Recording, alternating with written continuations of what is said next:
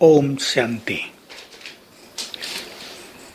ज्ञानी आत्मा वही है जो अपने चित्त को शांत रखे, जो अपने मन को नेगेटिव से पॉजिटिव करके जल्दी ही प्रसन्न कर ले।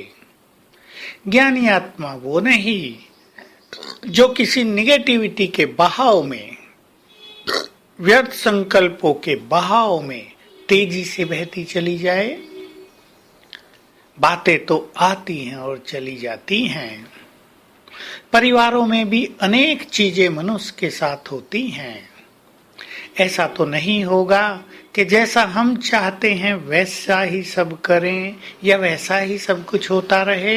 ऐसा तो ड्रामा का विधान ही नहीं है।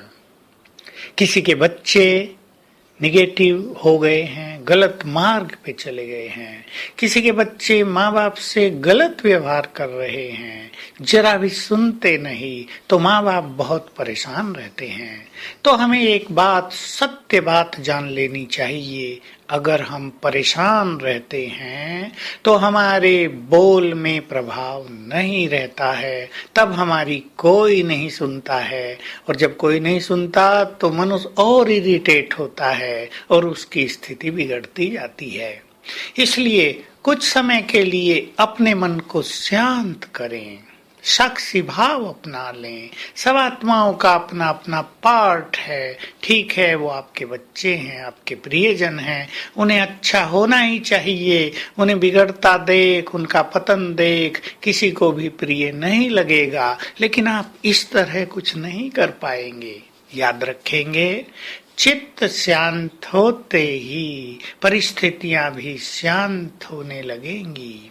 आपकी शुभ भावनाओं में बल तब रहेगा जब आपके विचार महान होंगे, जब आप स्वमान में स्थित होंगे। यदि परेशान होकर आप किसी को अच्छी शिक्षाएं भी देते हैं तो वो शिक्षाएं निरर्थक जाती हैं। सुनने वाला यही सोचता है इनका तो काम ही है बोलते रहना, उन पर इसका कोई प्रभाव नहीं पड़ेगा। इसलिए स्वमान को बढ़ाते चलें। विशेष स्वमान, मैं विश्व कल्याणकारी हूँ। देखिए, जिन्हें विश्व का कल्याण करना है वो छोटे नहीं हो सकते, वो बहुत बड़े होंगे। विश्व कल्याण, मनुष्य अपना भी कल्याण करना नहीं कर पाता है। मनुष्य दूसरे एक व्यक्ति का भी कभी कभी कल्याण नहीं कर पाता है, और हम चले हैं विश्व का कल्याण करने। तो कितनी ऊंची स्थिति होनी चाहिए। हम अपने स्वमान को बढ़ाते चलें, मैं विश्व कल्याणकारी हूँ। दूसरा स्वमान, मैं वही हूँ जिनके मंदिरों में पूजा हो रही है। मैं इष्ट देव देवी हूँ। क्या इष्ट देव देवी को कभी आपने परेशान होते देखा है? इष्ट देव देवी हूँ जिनके सामने आते ही, जिनके मंदिरों के कपाट खुलते ही लोगों में प्रसन्नता की लहर छा जाती है, जिनके दर्शन करने से लोगों के चित्त शांत और पवित्र हो जाते हैं। वो देवी मैं हूँ।